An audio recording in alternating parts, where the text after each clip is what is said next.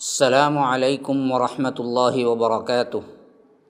ان الحمد للہ نحمده ونستعینه ونستغفره ونؤمن به ونتوکل علیہ ونعوذ باللہ من شرور انفسنا ومن سیئات اعمالنا من يهده اللہ فلا مضل له ومن يضلل فلا هادی له واشهد ان لا الہ الا اللہ وحدہ لا شریک له واشهد ان محمدا عبدہ ورسولہ اما بعد۔ برادران اسلام، واجب الاحترام بزرگوں، دوستوں، عزیز ساتھیوں، لائق احترام ماؤں اور بہنوں، اللہ تبارک و تعالیٰ کے فضل و احسان سے عقیدے کے یہ دروس آپ کے سامنے مسلسل جاری و ساری ہیں۔ الحمدللہ گزشتہ کے دروس میں نے خلاصہ کے ساتھ بہترین انداز، وہ جو ہمارے سمجھنے کے اعتبار سے ہے، بہت عام فہم طریقے سے آپ کے سامنے عقیدہ، اس کا معنی اور عقیدے کے اندر کی آج معاشرتی ہماری خرابیاں اور سمجھنے میں ہماری غلط فہمیاں، ان تمام چیزوں کو میں نے اصطلاحی الفاظ کے استعمال کیے بغیر آپ کے سامنے خلاصہ دے دیا ہے۔ آج انشاءاللہ ایک اور ترتیب کے انداز میں، ایک اور نئی ترکیب کے ساتھ آپ کے سامنے اصطلاحات سے عقیدے کو کیسے سمجھنا ہے اور کیسے ہمیں اپنے اصلاح اور اپنے معاشرے کی اصلاح کرنی ہے، اس حیثیت سے یہ گفتگو اس ایپیسوڈ کے ذریعے آپ کے سامنے دینے کی کوشش کروں گا۔ دیکھیے، اللہ تبارک و تعالیٰ پر ایمان، اس بارے میں پہلے بھی میں بتا چکا ہوں کہ ہر فرقہ اللہ تبارک و تعالیٰ کو مانتا ہے، لیکن کیسے ماننا، اسی میں اللہ تبارک و تعالیٰ نے ان مشرکین کو جنہوں نے اللہ کو ماننے کے دعویٰ کرنے کے باوجود بھی کافر کہا، مشرک کہا، اور اسی میں اختلاف امت ہوا، اور اسی واسطے سمجھانے کے لیے اللہ کے رسول صلی اللہ علیہ وسلم بھی آئے، اور اس سے پہلے جتنے انبیاء کرام تھے سب اسی کو سمجھانے کے لیے آئے کہ اللہ تبارک و تعالیٰ پر ایمان اصل میں کیسے لایا جائے، اور کون سے امور ہیں جو ایمان کے منافی ہیں اور کون سے امور ہیں جو شرک میں داخل ہو جاتے ہیں۔ اس حیثیت سے ہم نے شرک کے بھی بعض تفاصیل اور ہمارے اندر معاشرے میں جس کو ہم نے برا نہیں سمجھا یا توحید کے منافی نہیں سمجھا، لیکن شرکیہ افعال ہم کر رہے ہیں، جس کی طرف میں نے آخری ایپیسوڈ میں اشارہ دیا اور تفصیلی اعتبار سے بتایا کہ یہ عقیدہ کے پچھلے امت یا اللہ کے رسول صلی اللہ علیہ وسلم کے زمانے تک شرک کا معاملہ جو تھا وہ بتوں سے جڑا ہوا تھا، انبیاء اور صالحین کا معاملہ نہیں تھا۔ اور آج ہم جن قبروں کے لیے پکارتے ہیں، نظر نیاز کرتے ہیں، ان کی چادریں چڑھاتے ہیں اور ان کے لیے ہم کیا ہیں، دعا کی التجا کرتے ہیں، یہ تمام چیزیں جو ہیں نا وہ صالح لوگ ہیں، ان کے لیے کرنے سے منع نہیں ہوا ہے۔ یہ سمجھانے کے لیے میں نے کئی آیات آپ کے سامنے رکھے کہ وہ بھی اس زمانے کے صالح لوگ ہی تھے، جن سے ان لوگوں نے کیا کیا، مانگا، جس کو اللہ تبارک و تعالیٰ نے شرک کہا۔ اب آئیے اس کو اصطلاحی اعتبار سے سمجھ لیجئے۔ اصل میں توحید اور اس کی قسمیں، اس معاملے میں جاننا انتہائی ضروری ہے۔ التوحید معناہ افراد اللہ بالعبادہ۔ اصل توحید کیا ہے، توحید کا معنی کیا ہے، توحید کے بارے میں اہل علم نے کس طرح اصول بنائے ہیں جو قرآن و سنت سے مستنبط ہوتے ہیں، تو فرمایا کہ توحید اس کا معنی یہ ہے کہ اللہ تبارک و تعالیٰ کی عبادت میں اس کے لیے ہی ایک ماننا، جاننا، عبادت میں صرف اسی کے لیے کرنا، کسی اور کے لیے عبادت کسی کے لیے جائز نہیں سمجھنا، یہ توحید ہے۔ اور فرمایا کہ وَهُوَ عَلَى ثَلَاثَةِ أَنْوَاعٍ، اس کی تین قسمیں ہیں۔ ایک توحید الربوبیہ، توحید ربوبیت کے اعتبار سے اللہ کو ایک ماننا، توحید الالوہیہ، توحید الوہیت کے اعتبار سے، عبادت کے اعتبار سے اللہ کو ایک ماننا، اور توحید الاسماء والصفات اور اللہ کے نام اور صفات کے اعتبار سے اللہ تبارک و تعالیٰ کو ایک ماننا۔ یہ اصطلاحی الفاظ میں آپ کو اس واسطے دے رہا ہوں کہ تاکہ آگے چل کر کہیں بھی آپ کسی بھی معاملے میں نہ بھٹکے، نہ گمراہ ہو، اور طالب علم کی حیثیت سے جس طرح بعض چیزیں اصطلاحات پر مبنی ہوتی ہیں ان کو بھی یاد کر لیں، اور ایک علم جو آپ کو آگے بھی اس سے بہترین یونیورسٹیز میں یا کہیں اور آگے پڑھنے کا موقع ملے تو وہ کتابیں سمجھنے میں بھی آپ کو آسانی ہو۔ اس اعتبار سے میں نے آپ کے سامنے رکھا کہ توحید یہ دراصل مخصوص اس کی تعریف یہ ہے کہ افراد اللہ بالعبادہ، عبادت میں اللہ کو ایک ماننا، ایک جاننا، اور اس کی 3 قسمیں ہیں۔ کیا کیا قسمیں ہیں؟ توحید الربوبیہ، سب سے پہلے کیسے توحید الربوبیہ کو ماننا؟ توحید اللہ بافعالہ، اس کا ایک مختصر ترین ایک جملے میں اس کی تعریف اگر کی جائے تو وہ ہے هو افراد اللہ تعالی بافعالہ، یا اس سے بھی مختصر ترین لفظ توحید اللہ بافعالہ، اللہ تبارک و تعالی کے جتنے کام بندوں کے لیے ہیں ان میں ایک جاننا۔ کس حیثیت سے؟ رب ہونے کی حیثیت سے۔ اللہ تبارک و تعالیٰ کے رب ہونے کی حیثیت سے وہ پالنہار ہے، وہ رزق دینے والا ہے، وہ مارتا ہے، وہ جلاتا ہے، وہی بارش برساتا ہے، وہی ہمیں رزق دیتا ہے، اور وہی ہمارے لیے کیا ہے؟ رب ہے، اور نگہدانش اسی کے پاس ہے، نگہبانی اسی کے پاس ہے۔ ان حیثیت سے جتنے افعال یا جتنے کام ہم کو حفاظت اور رب ہونے کی حیثیت سے معلوم ہیں یا اللہ نے بتائے ہیں، ان تمام میں اللہ ہی کو ماننا، کوئی دوسرا اس میں شریک نہیں ہے۔ اس کا انکار کرنا توحید ربوبیہ ہے۔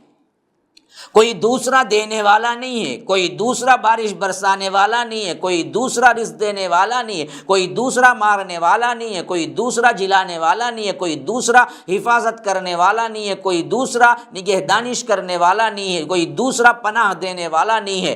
ہر کوئی جتنے افعال رب ہونے کی حیثیت سے ہیں اس میں سب میں ایکتا ماننا، اس میں کسی کو شریک نہ کرنا، اور اس توحید میں زیادہ اختلاف نہیں تھا، امتوں میں زیادہ اختلاف نہیں تھا۔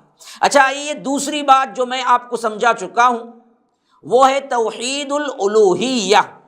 توحید الالوہیہ کیا ہے؟ توحید اللہ بافعال العباد، بندوں کے جتنے کام اللہ کے رب ہونے کی حیثیت سے ہیں ان سب میں اس کو یکتا ماننا۔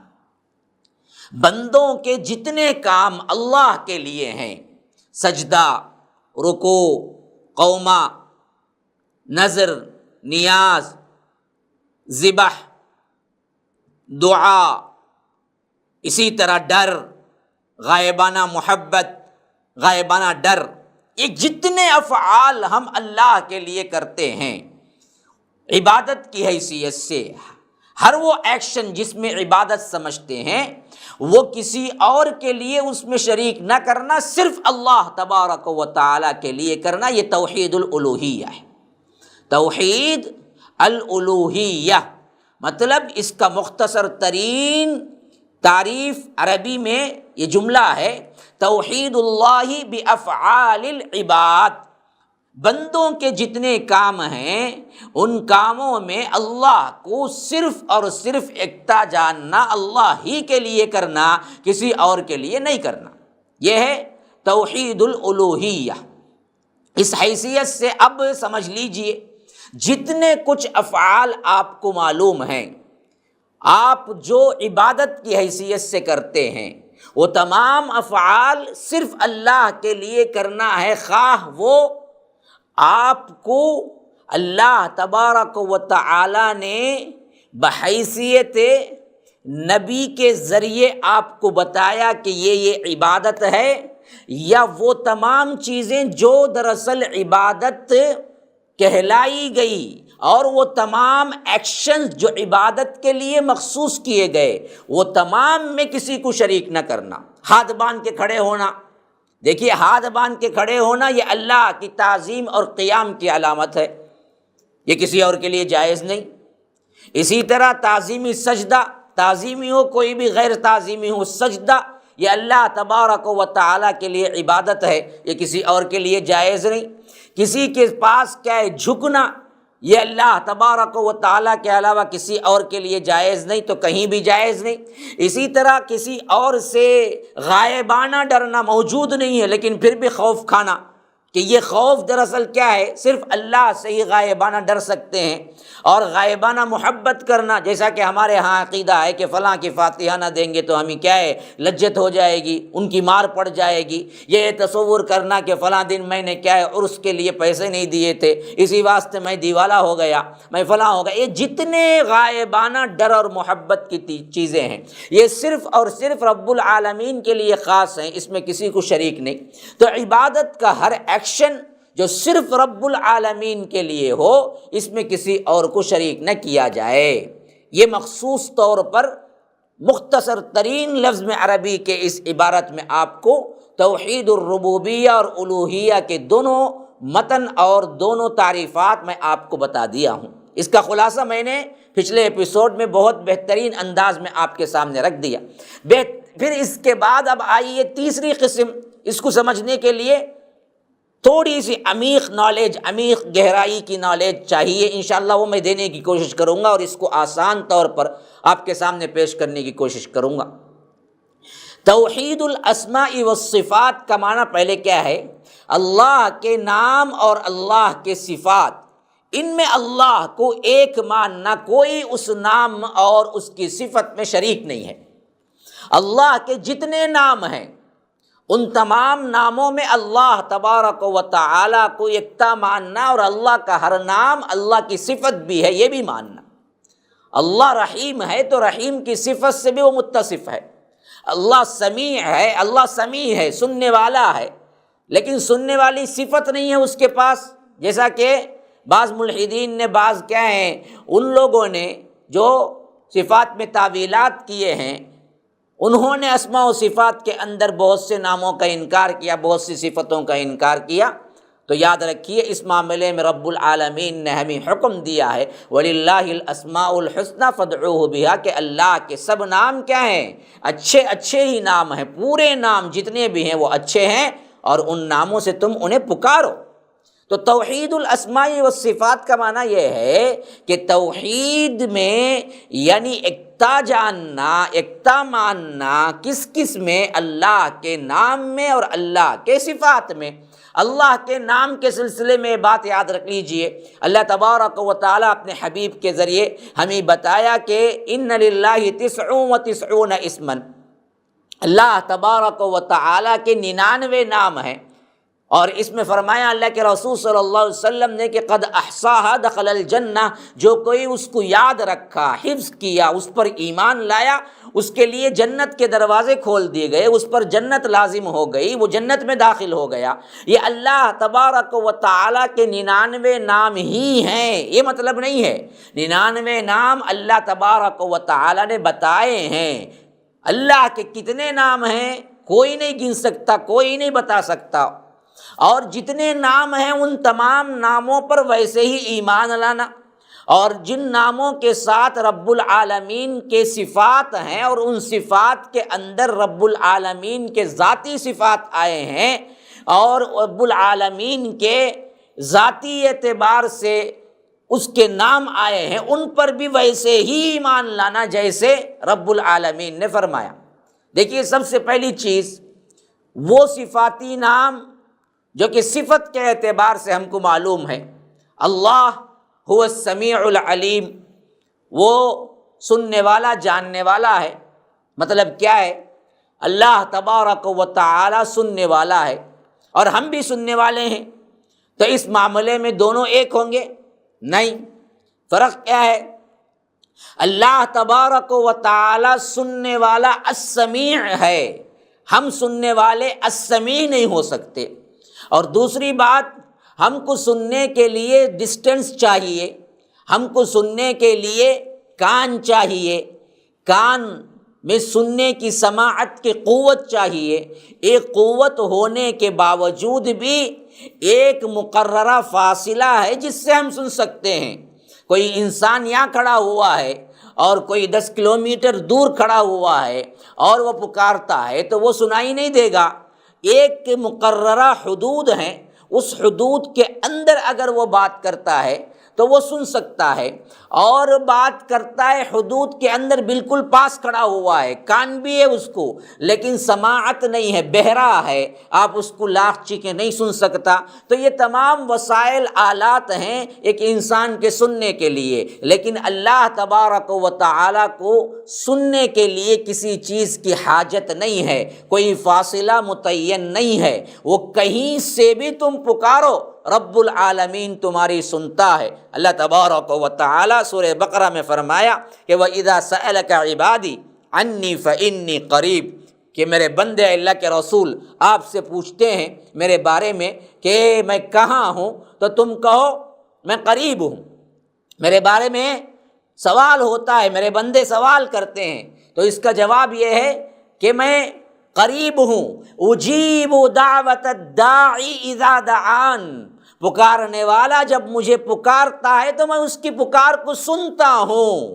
اللہ تبارک و تعالیٰ نے صاف اعلان کیا میں سنتا ہوں، ڈائریکٹ، کسی اور کو ساتھ میں لانے کی ضرورت نہیں، کوئی پی اے کی ضرورت نہیں، کوئی وزیر کی ضرورت نہیں، کوئی مشیر کی ضرورت نہیں، کوئی بھی بیچ میں آڑے آنے کی ضرورت نہیں۔ اللہ ڈائریکٹ سنتا ہے تمہاری بات کو، اور جہاں کہیں سے بھی تم پکارو رب العالمین کو یکساں ہے، خواہ دور سے پکارو، خواہ نزدیک سے پکارو، خواہ آہستہ سے پکارو، خواہ بلند آواز سے پکارو، ہر پکارنا رب العالمین کو برابر ہے۔ اللہ تبارک و تعالی سننے والا ہے۔ ہر لینگویج میں پکارو، کوئی لینگویج مخصوص نہیں ہے، ہر وقت پکارو، ایک ہی وقت میں کروڑا آوازیں مل کے دعا شروع کر دو، اللہ ہر ایک کی الگ الگ سنے گا۔ یہ انسانی صفت نہیں ہے، کوئی جتنا بھی جانتا ہو لیکن اگر آپ اس کو پکاریں اور اس میں کہیں کوئی بات جو وہ لینگویج نہیں جانتا، وہ باوجود سننے کے سمجھ نہیں سکتا، لیکن وہ لینگویج جانتا ہو، لیکن بیک وقت 15-20 آدمی وہی الفاظ یا کچھ اور اپنی اپنی بات رکھ رہے ہوں تو باوجود سامنے ہونے کے وہ انسان سن نہیں سکتا، سمجھ نہیں سکتا۔ ان سب سے ماورا کوئی حد بندی نہیں، بیک وقت سب سوال اپنا اپنا کریں تو اللہ تبارک و تعالیٰ کہتا ہے کہ میں سب کی سنتا بھی ہوں اور سب کو جواب بھی دیتا ہوں۔ اب اس حیثیت سے کسی اور کو سمجھ لینا یہ شرک ہے، شرک فی الذات، شرک فی الصفات، شرک فی الاسماء والصفات، یہ ہوتا ہے۔ دیکھیے اب اگر کوئی بندہ یہی سمجھتا ہے کہ عبد القادر جیلانی کی قبر تو بغداد میں ہے، حالانکہ وہ صحیح ترین روایتوں کے مطابق نقلی ہے، اصلی قبر صحیح ترین روایتوں کے مطابق اس وقت کے بادشاہ نے گھر کے ساتھ اس کو مسمار کر دیا تھا، اس کے بعد لوگوں نے بنا لیا، اللہ نے اپنے بندوں کو محفوظ کر دیا ان بدعات و خرافات سے۔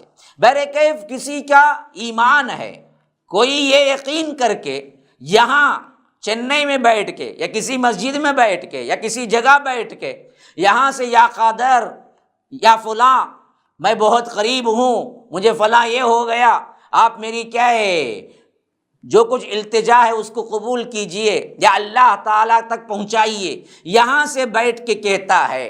جبکہ عبد القادر جیلانی جب زندہ تھے اس وقت بھی ان کو صرف 3 لینگویج معلوم تھے، ایک فارسی تھی، ایک عربی تھی، ایک فارسی تھی، ایک عربی تھی، ایک اپنی علاقائی زبان بہت زیادہ اگر ہم کر لیں گے تو ادھر ادھر کی کوئی زبان ہے جو ان کو معلوم تھی، ورنہ تو وہ فارسی عربی جانتے تھے، اور اردو تو اس وقت اس زمانے میں ابھی اپنی پیدائش کے زمانے میں بھی نہیں تھی۔ اب کوئی یہاں بیٹھ کے اردو میں کیا ہے لمبی چوڑی کہانی گا رہا ہے، لمبا چوڑا کیا ہے ایک امید اور ایک کیا ہے نظر و نیاز اور ایک بہت بڑا کیا ہے دعا کا ان کے سامنے لیٹر رکھ رہا ہے اور کہہ رہا ہے کہ شیخ میری مراد پوری کر لیجئے۔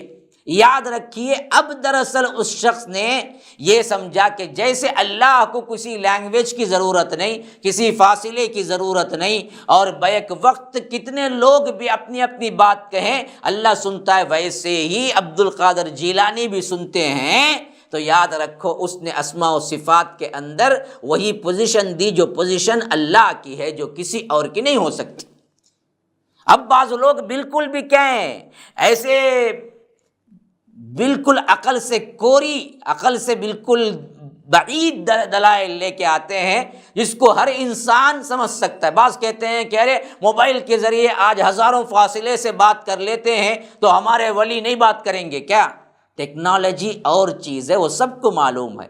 موبائل کے ذریعے کیا ہے؟ یہ دراصل کسی کا معجزہ نہیں ہے یا کسی کی اپنی فضیلت نہیں ہے۔ اس میں ہندو بھی بات کرتا ہے، اس میں ملحد بھی بات کرتا ہے۔ یہ ٹیکنالوجی کے ذریعے یہ دراصل وہ ایک دوسرے سے بات کرتا ہے۔ وہ فون لے لیجئے، پھر تو کیا ہے، وہ دراصل اپنی بات سنا نہیں سکتا۔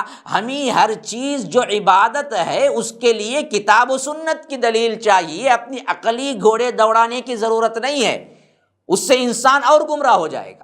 تو اس حیثیت سے سننا بغیر کوئی آلات کے یہ رب کی صفت ہے، اور اس صفت میں ہم یہ سمجھ لیں کہ اسی طرح کوئی دوسرا بھی سنتا ہے تو یاد رکھیے اس نے اللہ تبارک و تعالی کے السمیع ہونے میں شرک کیا۔ یہی حال ہر صفت کا ہے۔ اب صفات ذاتیہ کے اعتبار سے سمجھ لیجئے کہ اللہ تبارک و تعالی نے ہمیں بتایا کہ اللہ کو ہاتھ ہے، اللہ کو آنکھ ہے، قرآن کے اندر ذکر ہوا ہے۔ یہ صفات ہیں اللہ کے، اور اس کے ساتھ ساتھ اس کے ذات سے منسلک ہیں کہ اللہ کو ہاتھ ہے۔ تو اب جیسے ایمان لانا ہے ویسے کیسے ایمان لانا ہے؟ جیسے رب نے بتا دیا ویسے ایمان لانا ہے۔ اللہ کو ہاتھ ہے، اللہ کو ہاتھ ہے۔ اب پتہ نہیں کوئی کہتا ہے کہ اللہ کو ہاتھ کیوں جی؟ دراصل سمجھانے کے لیے کہہ دیا ہے۔ بعض لوگ کیا محاورتاً کہتے ہیں بادشاہ کے ہاتھ بہت لمبے ہیں، فلاں آدمی ہے نا بہت لمبے ہاتھ ہیں جی اس کے۔ کیا مطلب لمبے لمبے ہاتھ ہیں؟ نہیں، طاقت کے لیے استعمال کرتے ہیں۔ ہاتھ کا معنی طاقت کے لیے استعمال کرتے ہیں۔ تو بعض لوگ یہ کہہ دیتے ہیں کہ اللہ کو ہاتھ کیوں جی؟ اللہ تبارک و تعالی اپنی طاقت کے لیے استعمال کیا ہے کہ اللہ کو ہاتھ ہیں، اللہ کو ہاتھ کی ضرورت نہیں، انکار نہیں کر سکتے۔ انکار، اللہ کو ہاتھ ہے، اللہ کو ہاتھ ہے، جیسے ہے ویسے ہی ایمان لانے کا حکم ہے، سمجھنے کا نہیں، ایمان لانے کا۔ ہمیں سمجھ نہیں آتی کوئی مسئلہ نہیں۔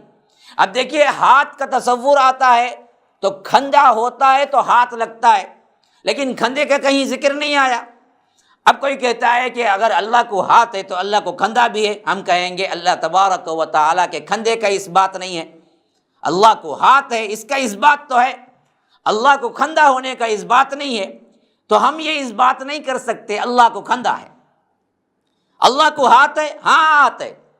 اللہ تبارک و تعالیٰ نے فرمایا، یہ بدبخت یہودی کہتے ہیں وقالت الیہود ید اللہ مغلولہ، اللہ کے ہاتھ بندھے ہوئے ہیں، غلت ایدیہم ولعنوا بما قالوا، ان لوگوں کے ہاتھ بندھے ہوئے ہیں، بدبختوں پر لعنت ہو جو کہہ رہے ہیں، بل یداہ مبسوطتان، اللہ کے ہاتھ تو کھلے ہوئے ہیں۔ اب دیکھیے اللہ کے ہاتھ کا بھی اس بات ہے، اللہ کے ہاتھ کے کھلے ہونے کا بھی اس بات ہے۔ معلوم ہو گئی بات؟ اب یہ ماننا، اگر کوئی یہ کہتا ہے کہ مجھے تو سمجھ نہیں آ رہا ہے، سمجھنے کی دعوت نہیں، ایمان لانے کی دعوت ہے۔ اللہ کو ہاتھ ہے، اللہ کو ہاتھ ہے۔ لیکن کوئی کہتا ہے کہ اللہ کو ہاتھ اور اس میں 4 انگلیاں ایک انگوٹا ہے، مثال دیتا ہے، تو یہ بھی جائز نہیں، مثال بھی نہیں دینا، انکار بھی نہیں کرنا۔ انکار اللہ کو ہاتھ نہیں طاقت کا نام ہے، یہ انکار، اسے کہتے ہیں اصطلاحی لفظ، جو کہ توحید اسماء و صفات کے لیے کیا کیا نہیں کرنا، اصطلاحی الفاظ، اس میں تعطیل کہتے ہیں، انکار نہیں کرنا۔ اور اسی طرح کوئی یہ کہتا ہے کہ ہاتھ کا مطلب 4 انگلیاں ایک انگوٹھا میرے جیسا ہاتھ ہے، تو یہ مثال دیا، تو تمثیل بھی بیان نہیں کرنا۔ اور اسی طرح کوئی کہتا ہے کہ یہ ہاتھ نہیں بھائی، اللہ کو بڑا پاورفل ہاتھ ہے جیسے شیر کا پنجہ ہوتا ہے، تو اس نے کیا کیا؟ مشابہت اختیار کی، تشبیہ بھی دینا نہیں۔ اور کوئی کہتا ہے کہ یہ دراصل ہاتھ کی یہ صفات ہیں، ایسے ایسے ہوں گے، ہتھیلی ہے پھر اس میں 5 انگلیاں ہوں گے، کیفیت بیان کرتا ہے۔ تو یاد رکھیے کیفیت بھی بیان نہیں کرنا، کیفیت بھی بیان نہیں کرنا، معنی بھی تبدیل نہیں کرنا جسے تحریف کہتے ہیں، انکار بھی نہیں کرنا جسے تعطیل کہتے ہیں، شباہت اور تشبیہ بھی نہیں دینا جیسے کہ ہم کسی اور کے ہاتھ سے مثال دیں۔ کیوں؟ اللہ نے اپنے بارے میں صاف کہہ دیا لیس کمثلہ شیء۔ سورہ شورى میں فرمایا کہ مجھ جیسی کوئی چیز نہیں ہے۔ پھر اس کے بعد فرمایا اللہ کو ہاتھ ہے، تو معلوم ہوا کہ ہاتھ ہے لیکن کائنات میں کسی کا اس جیسا ہاتھ نہیں ہے۔ آنکھ ہے، کائنات میں اس جیسی آنکھ کسی کی نہیں ہے۔ اللہ تبارک و تعالی سنتا ہے، کائنات میں اس جیسا کوئی سننے والا نہیں ہے۔ اللہ تبارک و تعالی کی عطا ہے، کائنات میں اس جیسا کوئی عطا کرنے والا نہیں ہے۔ تو اللہ تبارک و تعالی کی جن جن ذاتی صفات کا ذکر قرآن اور حدیث میں آ گیا، ان کو ہم ویسے ہی مانیں گے، نہ اس کو انکار کریں گے، نہ تشبیہ دیں گے، نہ تمثیل دیں گے، نہ رد و بدل کریں گے، نہ اپنے معنی پہنائیں گے، نہ دراصل کسی سے مثال دیں گے۔ اسی کو امام ابن تیمیہ رحمہ اللہ نے، دوسرے علماء نے، علماء سلف نے توحید الاسماء والصفات کی تعریف یوں کی: الایمان بما وصف اللہ بہ نفسہ او بما وصفہ بہ رسولہ من غیر تحریف ومن غیر تعطیل ومن غیر تشبیہ ولا تکییف۔ 4 چیزیں نہ کرنا ہے۔ اللہ نے اور اس کے رسول نے جیسے اللہ اور اس کے رسول کے، اللہ کے صفات اور اس کے نام جیسے اللہ اور اس کے رسول نے ہمیں بتا دیا، ہم ویسے ہی ایمان لاتے ہیں، بغیر اس کو تعطیل کیے یعنی انکار کیے، بغیر اس کو کیفیت بیان کیے، بغیر اس کی مثال بیان کیے، بغیر اس کے معنی کے رد و بدل کیے، ہم ویسے ہی ایمان لاتے ہیں۔